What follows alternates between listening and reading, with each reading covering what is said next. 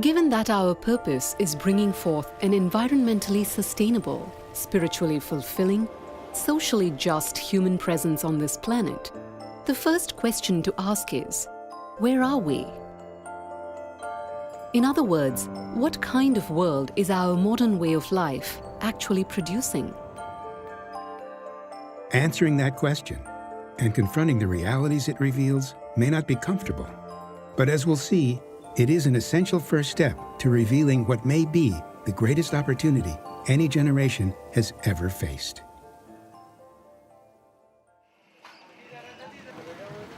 One place to begin is with the dramatic changes that have occurred in human population.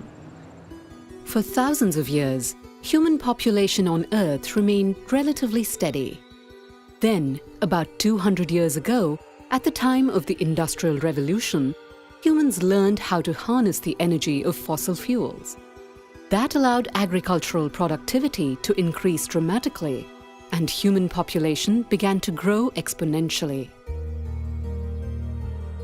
Since then, we in the modern world have attempted to meet our needs and wants through an ever-expanding process of extraction, production, consumption, and disposal of natural resources.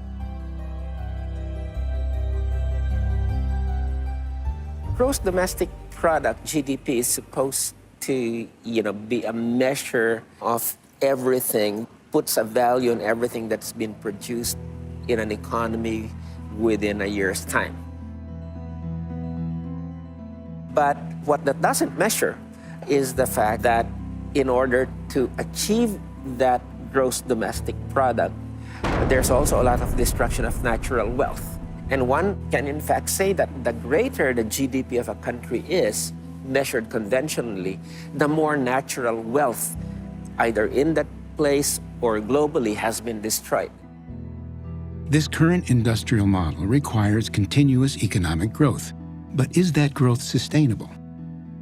According to the United Nations, sustainability is the ability of the current generation to meet its needs without compromising the ability of future generations to meet theirs.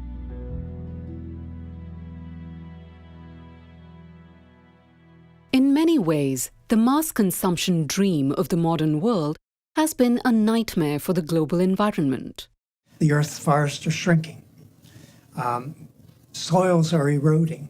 Water tables are falling as a result of overpumping of aquifers. Fisheries are collapsing. Grasslands are turning into desert as a result of overgrazing.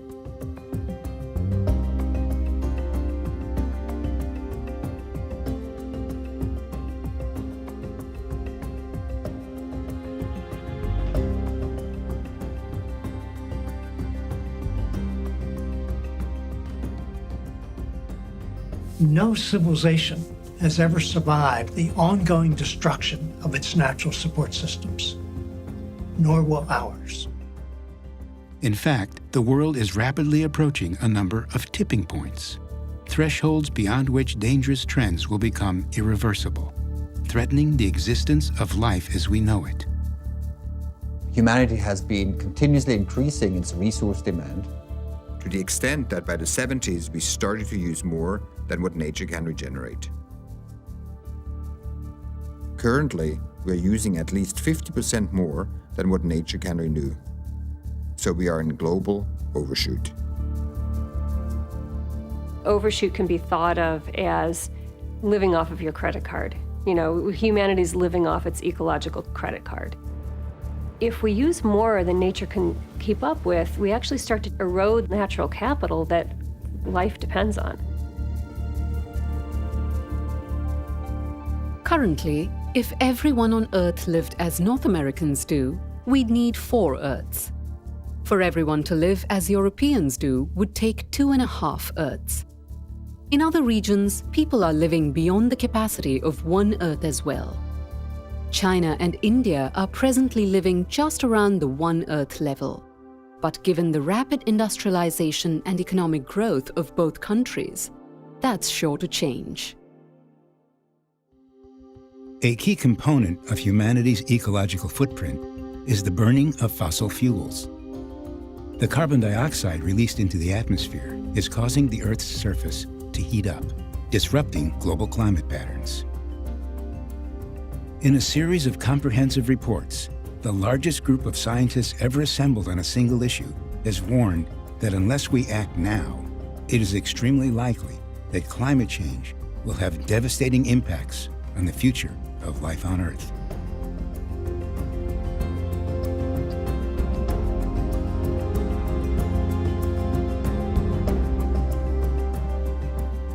The scientists around the world have come together to tell us that climate change is actually happening at a much faster rate than they had first anticipated. The signs of this are the cataclysmic storms, the extremes in weather. The polar ice caps are melting, and it means that the entire ecosystem is in peril. 192 nations are in agreement that to avoid irreversible climate change, the global temperature must not rise more than 2 degrees Celsius, or 3.6 degrees Fahrenheit. Yet, if we continue to burn fossil fuels at the current rate, we will surpass 2 degrees Celsius by mid-century. To change this trajectory and stabilize the global climate, it will take immediate, unprecedented cooperation and action by governments, businesses, and individuals. We simply have to stop. We have to conserve. We have to change our lifestyles. We have to face the climate crisis that is upon us. While people are becoming increasingly aware of the effects of climate change, what's not as well known is the impact we're having on other species. We are in the midst of a mass extinction, but the news has not reached the general public. They are utterly unaware that the sacred and talismanic and heartbreakingly loved companions of ours on this earth are about to disappear forever. They will not return.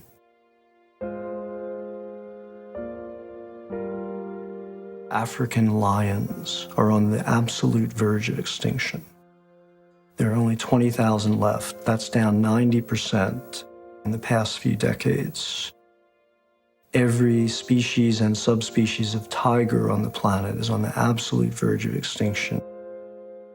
Elephants down 90% in the past century. 90% of all large fish are gone from the oceans.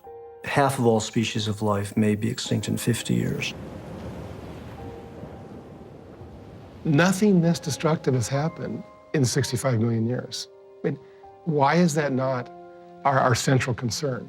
It's overwhelming. No one imagined it could happen.